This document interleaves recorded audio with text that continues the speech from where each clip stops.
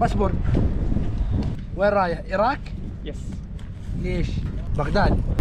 Il y a des balles dans les trucs, c'est chaud. Allez. Oh, ça sent la tension par ici. English, ok. Ok, I am school, ok? Ok. Let's go. Donc la question va se poser de savoir comment, où est-ce que la nuit va se terminer. J'en ai fichtrement aucune idée.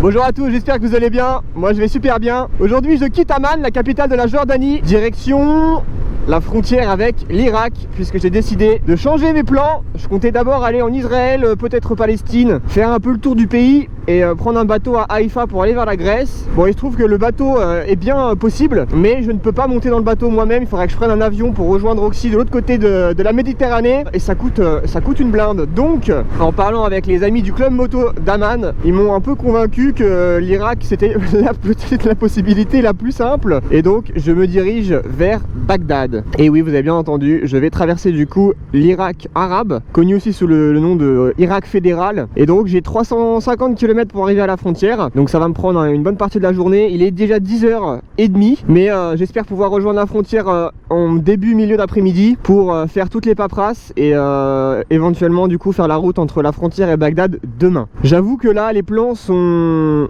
plus ou moins flou pour certaines parties, je sais pas vraiment. J'ai quelques renseignements de voyageurs qui ont passé la frontière récemment, et ça va bien m'aider, mais ça avoue que c'est quand même encore une frontière qui a été assez peu utilisée, donc peut-être que j'aurai des surprises. Je pense que je vais passer un moment très long à cette frontière, bon, du moins je m'y prépare, comme ça j'ai pas de déception. Je pense que je vais en chier. Donc quitte Amman, vraiment une ville superbe. Regardez un petit peu autour de moi, c'est vraiment magnifique.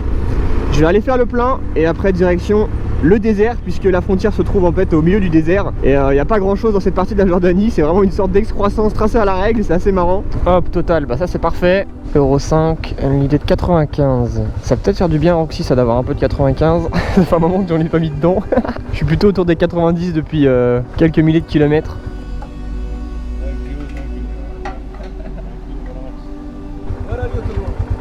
I'm going to Iraq. Iraq. Iraq, yeah. Bye. Eh bien, on est reparti. Let's go.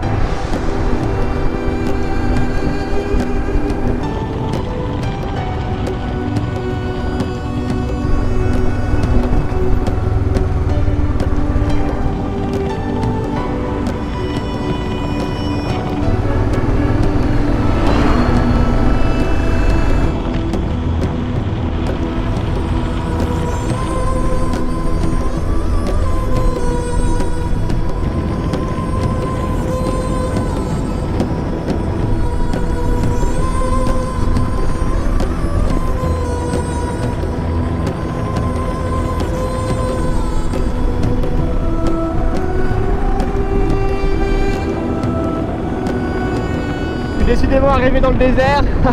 La route est devenue beaucoup plus calme, et ça c'est une bonne nouvelle pour moi, mais en termes de paysage ça va être assez monotone. Pendant encore quelques dizaines de kilomètres je vais avoir des virages, et puis après tout droit. Tout ça là sur le côté, cette sorte d'énorme ville, c'est un camp de réfugiés syriens, et ça se poursuit sur pas mal de centaines de mètres là-bas. C'est assez impressionnant. Je suis à peu près à 50 km de la Syrie de toute façon, donc c'est vrai que c'est là où la plupart se réfugient, c'est en Jordanie. Il doit y avoir 1 ou 2 millions de réfugiés syriens ici dans le pays, c'est quand même assez important. Et je devrais pas tarder à arriver à une bifurcation où soit tu peux aller en Arabie Saoudite, soit tu peux aller dans le désert direction l'Irak. Ça fait déjà 150 km que je roule, et c'est vrai que c'est pas très intéressant. Il fait un petit 22-23 degrés, donc c'est pas très chaud. Ça me change de tout ce que j'ai pu avoir jusqu'à présent, et vous pouvez voir que c'est quand même assez couvert, donc c'est pas impossible que je me prenne de la pluie. Et vous voyez là, c'est l'entrée du camp derrière moi, c'est intéressant.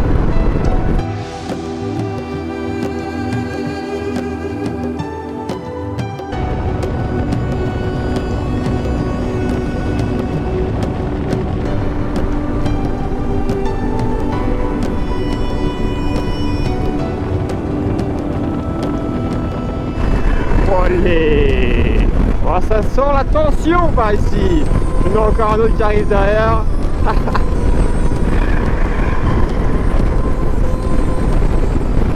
Bon, il me semble que j'arrive dans la dernière ville avant la frontière. Et ce qui est marrant, c'est que depuis maintenant quelques kilomètres, ça ressemble de plus en plus à l'Irak et de moins en moins à la Jordanie. Je me rapproche, je suis à 80 km de la frontière. Et il y a une présence militaire qui est quand même beaucoup plus importante que dans le reste du pays, ça c'est pas étonnant. Mais il y a des bases militaires absolument partout sur le long de la route, c'est assez incroyable.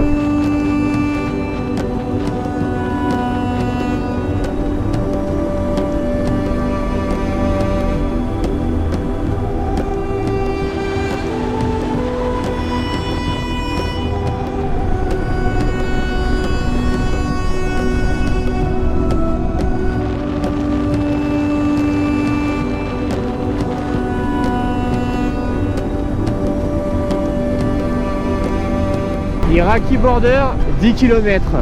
Oh là là. Là je dois avouer que ça commence à monter gentiment le stress. Comme d'hab, dès qu'on s'en rapproche là, ça devient un petit peu stressant l'affaire. J'espère que le côté jordanien se passera sans trop de problèmes pour que je puisse attaquer le côté irakien au plus vite et terminer tout ça ce soir, ce serait vraiment top. Mais là, vraiment pas sûr de pouvoir tout faire aujourd'hui et je pense que je vais devoir refaire de la paperasse demain. Ça m'embête un peu, mais bon, partons pas perdant, ça va le faire. Comme prévu, la frontière n'est pas des plus glamour. Après avoir longé tous les camions, j'aperçois un militaire qui me fait signe. Alors je décide de faire profil bas avec les caméras. Salam alaikum. How are you? How are you? Good. What's your name? Antoine. Antoine. Anthony. Italia? France. France. Passport. وين رايح؟ Iraq? Yes. ليش؟ Bagdad.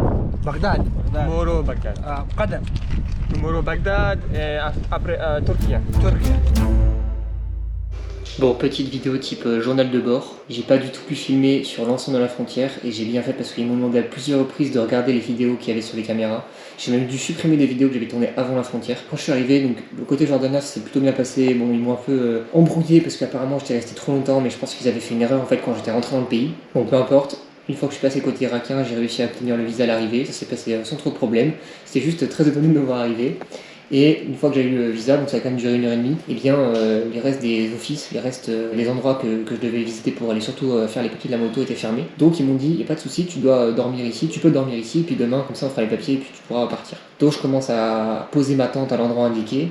Quand une voiture de police arrive, elle me dit non, c'est interdit, viens, suis-nous. Donc je ramasse la tente, je les suis, ils me ramènent dans un bâtiment. Dans le bâtiment, ils m'offrent à manger, etc. Et pendant que je mangeais, il y a un mec qui est arrivé assez haut gradé, je pense, et qui a commencé à me demander d'ouvrir et de fouiller toute la moto. Il a tout ouvert, toutes les caméras et tout. Et une fois qu'ils avaient terminé en fait la fouille à peu près intégrale de mes bagages, ils m'ont dit suis-moi et ils m'ont emmené dans le bâtiment dans lequel je me suis. Et je me suis retrouvé assis dans une pièce assez grande, c'était irréel, avec 3 personnes qui fumaient la chicha en mettant des coups de pompon un peu à la volée. Et il se trouve que c'était en gros les 3 boss de la frontière ici. Et ils ont gardé mon passeport, les papiers de Roxy, et m'ont dit demain à 9h, normalement les papiers seront bons et tu pourras passer et du coup partir. Et donc ce soir, ils m'ont proposé de dormir ici, dans ce lit-là. Je vais sûrement avoir quelques petits colocataires, c'est assez marrant. Enfin pour l'instant c'est vraiment une expérience irréelle et j'ai hâte de voir la suite et j'espère que demain ça sera comme ils m'ont dit, prêt et que je puisse repartir direction Bagdad. Allez, bonne nuit. Vous pensiez vraiment que ça allait être aussi simple? Évidemment que les papiers n'étaient pas prêts le lendemain matin. Après tout, c'est pas la fin du monde. J'ai pris le petit-déj avec les militaires qui m'ont partagé leur chambre avant de continuer le marathon administratif. Une dizaine de bureaux plus tard, mon nom est écrit en arabe sur le cahier des entrées et Roxy était en règle. Bon eh bien, me voilà de l'autre côté, je suis en Irak. Oh là là, je vous raconte pas l'enfer des papiers, j'ai rien compris de ce qui s'est passé pendant plusieurs heures. Je me suis levé à 8h, il est déjà presque 11h30, à courir d'un bureau à un autre, ramasser une tonne de papiers. Ça me rappelle un peu l'Irak quand j'étais passé au nord, mais là c'était encore pire. Je viens de passer un premier checkpoint, ils m'ont fait un peu attendre, ils ont mis des coups de toki à droite à gauche et m'ont dit tu peux y aller. Donc j'y suis allé. J'avoue que là la tension est palpable, je vais pas vous mentir, c'est un peu stressant. Et j'ai absolument besoin d'essence. Apparemment ça a l'air d'être une station service. Ce serait chouette que je puisse aller en faire un plein. Assalamu alaikum. You have benzine? Ok.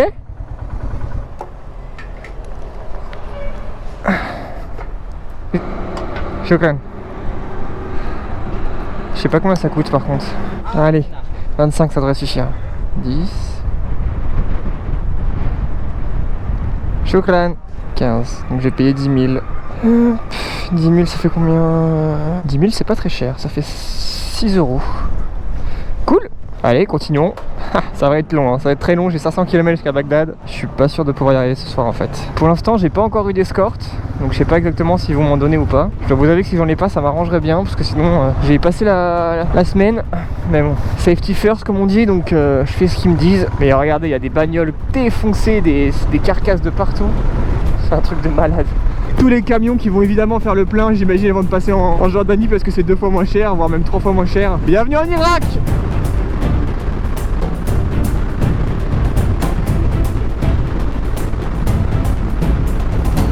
C'est un truc de malade sur le bord de la route. Je dirais tous les kilomètres, il y a une sorte de poste de combat comme ça. Impressionnant. Il y a plein de panneaux aussi que j'arrive pas à lire. Je sais pas exactement ce que ça dit. J'espère que c'est pas des trucs trop graves, parce que j'ai aucune idée de ce que c'est écrit. La frontière dans l'ensemble, il n'y avait pas un seul mot en anglais. Autant vous dire que à passer soi-même, c'est impossible. Il faut absolument que quelqu'un vous aide. Mais après, pour les touristes, ils mettent en place. Il y avait une personne de l'administration qui m'a bien accompagné, qui m'a fait faire un peu la navette, et j'aurais jamais, mais alors jamais réussi à le faire tout seul. Fallait aller dans un bureau, puis dans un autre, revenir au premier. Il y avait des mecs qui étaient encore en train de dormir. C'était hallucinant quoi. Ils mettaient les coups de tampon, c'était encore dans leur pieu. Enfin, c'était vraiment, mais j'aurais vraiment beaucoup aimé pouvoir vous filmer ça, parce que c'était irréel. Mais bon, malheureusement, j'ai dû faire un choix stratégique de sécurité maximum. Que je ne regrette pas. D'ailleurs, je vais juste le jouer avec une seule caméra pour l'instant. Je vais attendre avant de mettre la deuxième.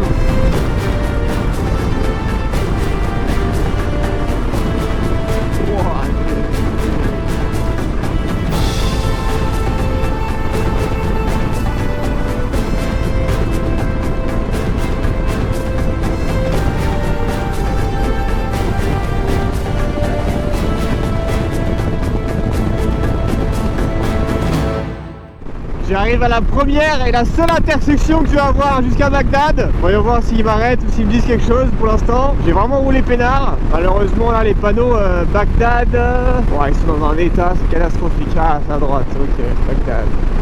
Il y a des balles dans les trucs, c'est chaud. Vraiment une ambiance extrêmement particulière. Ça fait froid dans le dos, hein. Ça fait très froid dans le dos même.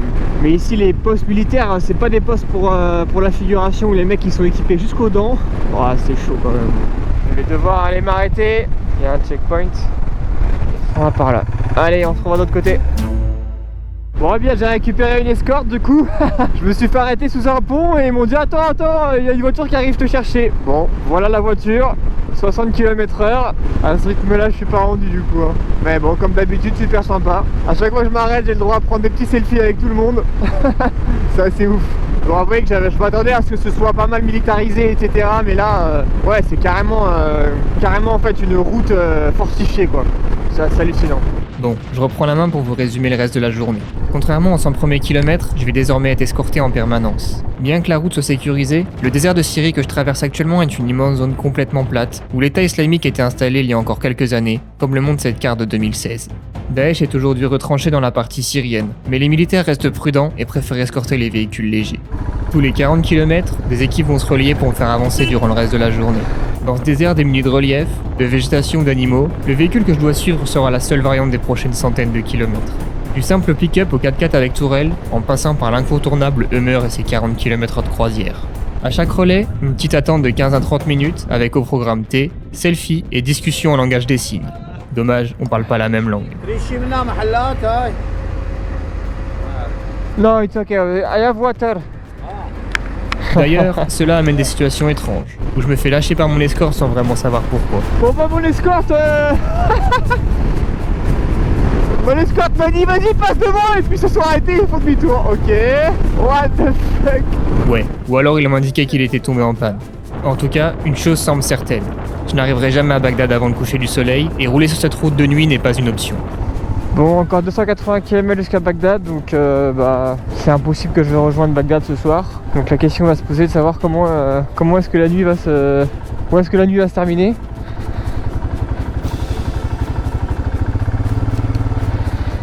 J'en ai fichtrement aucune idée.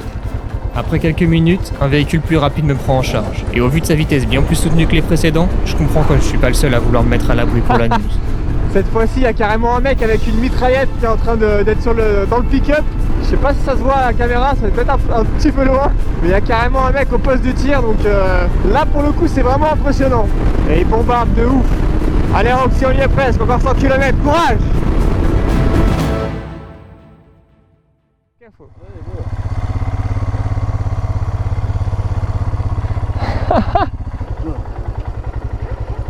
Qu'est-ce qu'il a pris au milieu de la route lui? On va faire ça.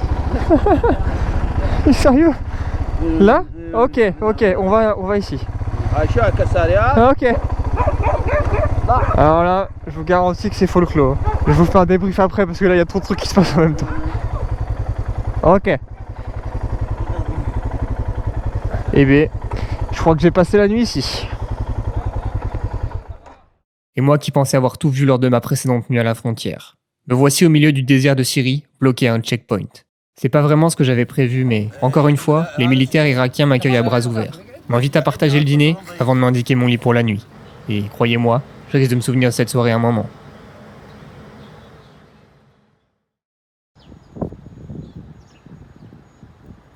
Bonjour à tous, on se retrouve le lendemain, j'ai passé la nuit ici dans ce camp militaire, nuit plutôt calme et je vais vous faire un petit tour rapidos pour vous montrer un petit peu l'ambiance. Ici nous avons Roxy qui a dormi à côté de l'autoroute et là tout ça c'est la cour. Et je vais vous emmener dans les toilettes, je vais vous dire c'est pas le grand luxe. Tadam! Un petit évier sans, sans évacuation. Et les douches. Ça je sais pas ce que c'est, je pense que c'est pour faire chauffer de l'eau. Ça doit plus être en état de marche. Le grand luxe, hein, je vous avais dit. Maintenant en direction le petit déj.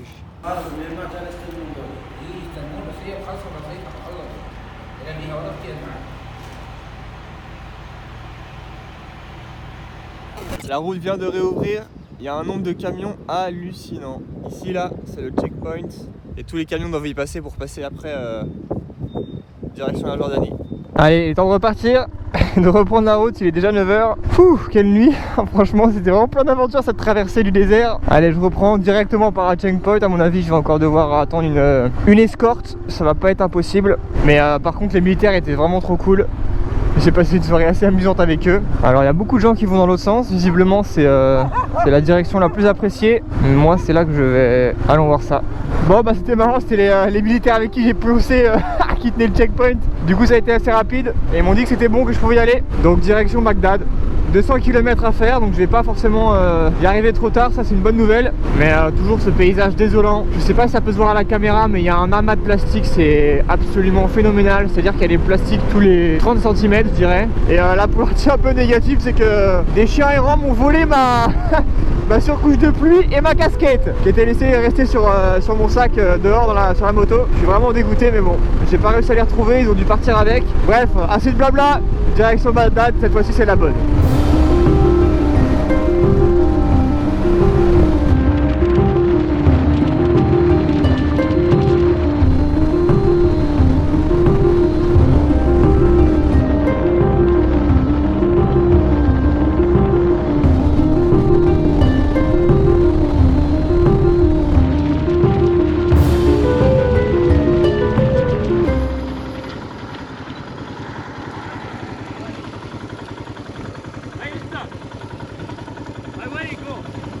Bagdad. Bagdad. I go Bagdad. You speak English? English, okay. Okay. I am school, okay? Okay. Let's go.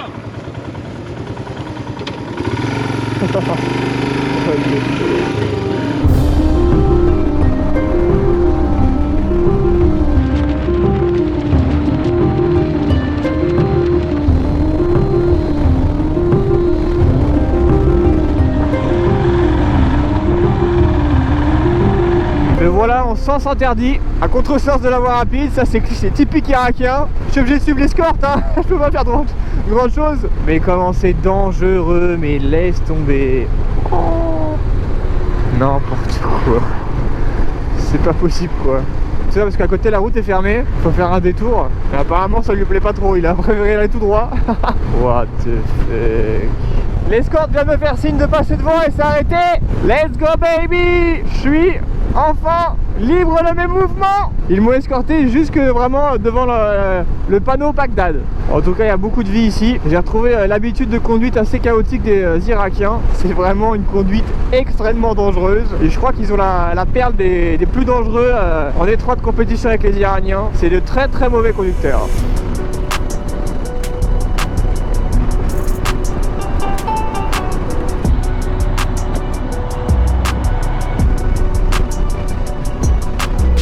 C'est vraiment ouf quand même de pouvoir aller à Bagdad, c'est un truc de malade. Et c'est étonnamment vert, pas mal de végétation à ma grande surprise. Bon, j'essaie de trouver un hôtel raisonnablement pas trop cher, parce qu'en Irak, dans mes souvenirs, c'était très cher, et sur Booking, c'est hors de prix, c'est genre plusieurs centaines d'euros par nuit pour des hôtels qui ont vraiment pas l'air ouf. Mais on m'a donné un nom d'hôtel, oh, c'est vraiment la conduite archaïque, hein, qui apparemment n'est pas si cher que ça, donc ça reste assez cher pour mes standards, mais pour ici ça va le faire. Il y avait aussi l'option Airbnb, où il y avait des Airbnb à une trentaine d'euros, mais vu que j'ai pas internet, bah le Airbnb compliqué quoi. En tout cas, ça a l'air d'être une ville qui a pas mal d'animation, hein.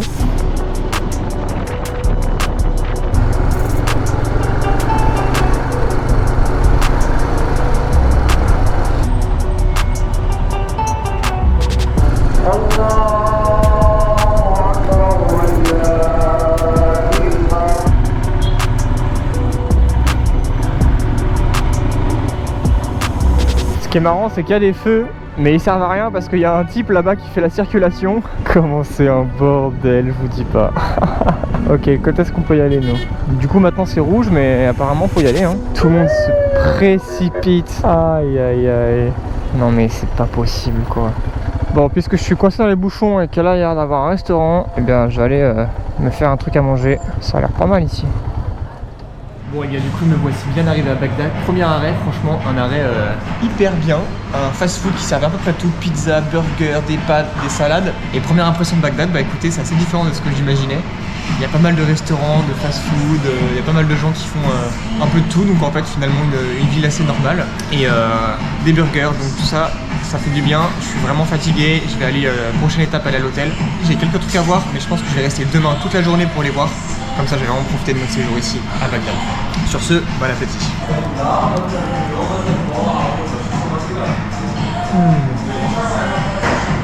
Ça fait du bien, je vous dis. Après 3 jours sans manger ou presque. Bon bah j'ai quand même l'impression que ça va être plus dur que prévu de rejoindre l'hôtel, parce qu'il y a une rue sur deux qui est bloquée, donc pas simple. Il y a vraiment l'armée partout, hein. C'est un truc de malade. Faut que j'arrive d'une manière ou d'une autre à rejoindre l'autre côté de la ville, mais ça fait déjà pas mal de fois que je dois changer l'itinéraire. J'ai plus du coup le GPS, parce que le GPS me fait forcément passer par là où il pense être le plus court, sauf que là où il est le plus court, bah il y a un mur en béton avec une trentaine de mitrailleuses qui pointent sur ton nez. Donc compliqué quoi. Mais là je crois que je viens de trouver un pont qui peut faire l'affaire. Ouah, le câble, les câbles, le bordel. Ouah, c'est archaïque hein, quand même hein.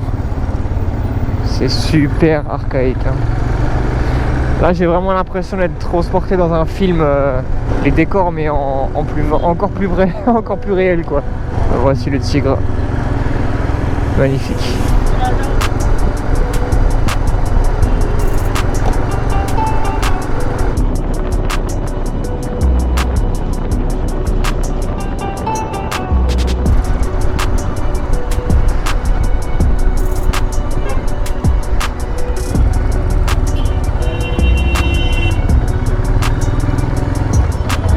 Je suis maintenant de trouver l'hôtel.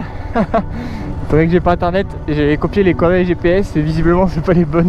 J'ai demandé à un militaire, il m'a dit que c'est dans le coin, mais vu qu'on se parle pas à la même langue, oh, comment je vais galérer, je le sens venir.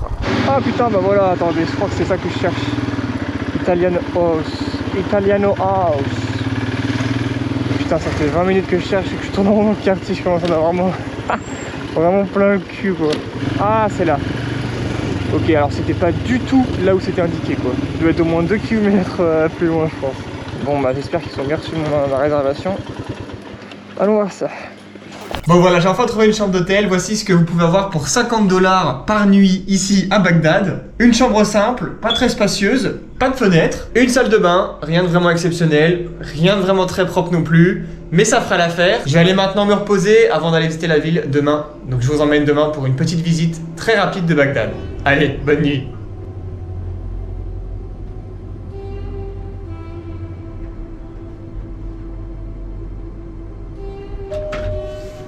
J'ai regardé un petit peu les choses qu'il y avait à voir dans la ville. Il y a pas mal de trucs.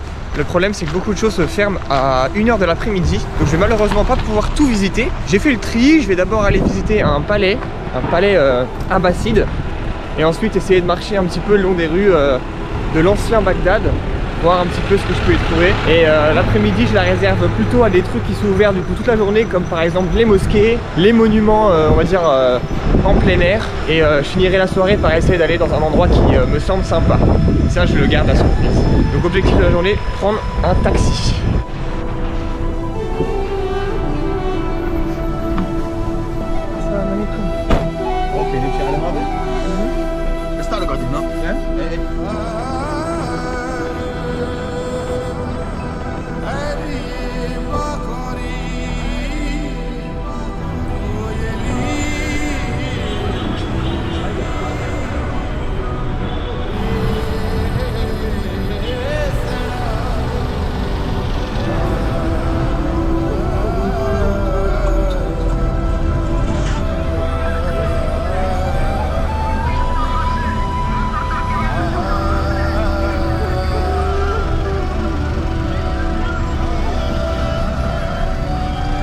Bon, après une bonne demi-heure de taxi au milieu de la circulation absolument chaotique, je suis enfin arrivé à mon premier stop de la journée, le palais abbasside. Ce qui est étrange, c'est que j'avais vu que c'était payant et apparemment, pour l'instant, ça l'est pas.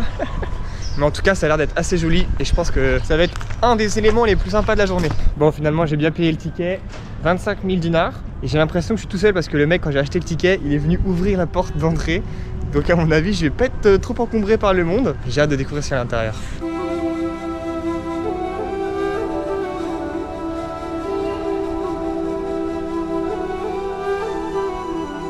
Le palais abbasside est le plus vieux bâtiment de Bagdad. Construit au XIIe siècle sur ordre du calife Al-Nasser, alors à la tête du califat de Bagdad, ce lieu était initialement destiné à être une madrasa, où l'on y enseignait l'islam.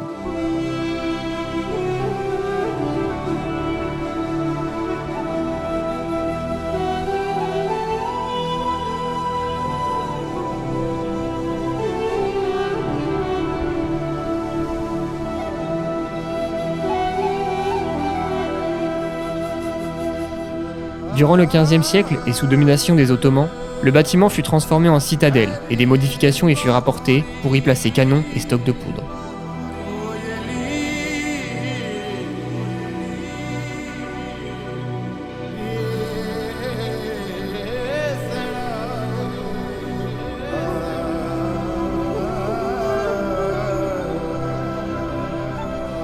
Putain, c'est un truc de ouf, on peut même aller sur le toit. Je suis vraiment tout seul, c'est incroyable. Quel site, c'est magnifique.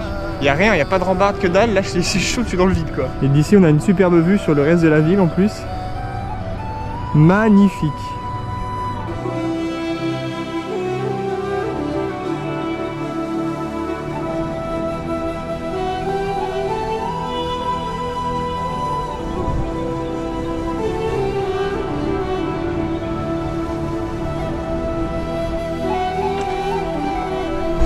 On sort par la porte et on referme la porte. Incroyable. Je suis bien content d'avoir visité ce lieu-là. C'est je pense, assez particulier, assez rare de pouvoir visiter un tel lieu tout seul. La prochaine destination, ce sera la place et la rue Moutanabi. J'ai aussi lu qu'il fallait y aller avant 13h parce que après 13h, en fait, les commerces ferment et il y a beaucoup moins de vie dans la rue. C'est une des plus anciennes rues de Bagdad, donc j'ai hâte d'aller voir ça. Je pense que ça va être assez intéressant de voir comment la vie se fait là-bas. En tout cas, pour l'instant, Bagdad, c'est chouette. Allez, reprenons les rues cette fois-ci à pied.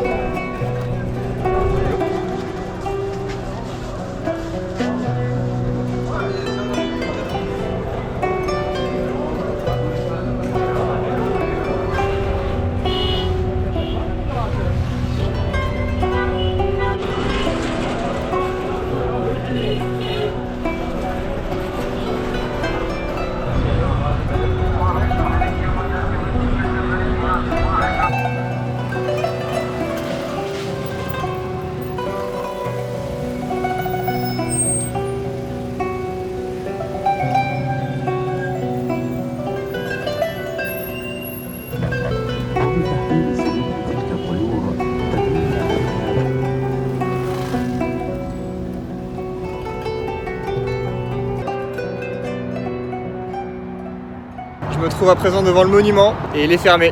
Voilà, je sais pas pourquoi, j'ai essayé de tchatcher le garde, il m'a dit non, il faut un badge, je sais pas quoi, alors que je suis presque sûr certain qu'en tant que touriste on peut aller visiter. Peut-être que, je sais pas, aujourd'hui c'est fermé pour une raison ou une autre, mais la barrière de la langue a fait que j'ai pas compris. Toujours est-il qu'il est derrière moi et que je vais pas pouvoir aller plus loin parce qu'il y a une barrière. C'est vraiment dommage, je suis un peu dégoûté parce que c'est vraiment l'endroit le plus photogénique à mon avis de la ville. C'est un mémorial qui est assez récent. Ils en ont construit plusieurs, je crois qu'il y en a 3 ou 4 des mémoriaux pour justement commémorer la guerre entre l'Iran et l'Irak. J'ai un dernier truc à voir dans la ville et ça risque d'être un peu le clou du spectacle. C'est un mausolée, je me rappelle jamais du nom. Donc je vais aller voir ça, c'est pas tout proche donc je vais reprendre un taxi en espérant que cette fois-ci je puisse y rentrer et sans trop de problème faire le tour, sinon ça sera vraiment une journée compliquée. Allez, reprenons un taxi, direction le mausolée. À la nuit tombée, je me dirige vers le sanctuaire de Al-Qadimiyya, qui est un des lieux chiites les plus importants car 2 des 12 imams y sont enterrés. Ce fut probablement le mausolée le plus prenant que j'ai visité, mais malheureusement impossible de filmer l'intérieur. Je décide donc de rentrer à l'hôtel pour rencontrer un motard de Bagdad qui m'a contacté la veille. Mr. Baker de son pseudo me rejoint pour une virée nocturne dans les rues de la capitale.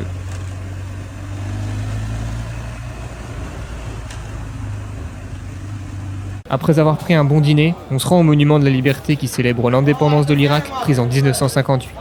Un certain 14 juillet, ça nous fait un point commun. Ensemble, on finira la soirée par parler moto, et il me donnera les bons contacts pour la suite de mon périple. Un grand merci à lui pour ces moments passés ensemble. Et merci à vous d'avoir regardé cette longue vidéo jusqu'à la fin. J'espère qu'elle vous aura plu. Si c'est le cas, faites-le moi savoir, et on se donne rendez-vous à la prochaine. Ciao.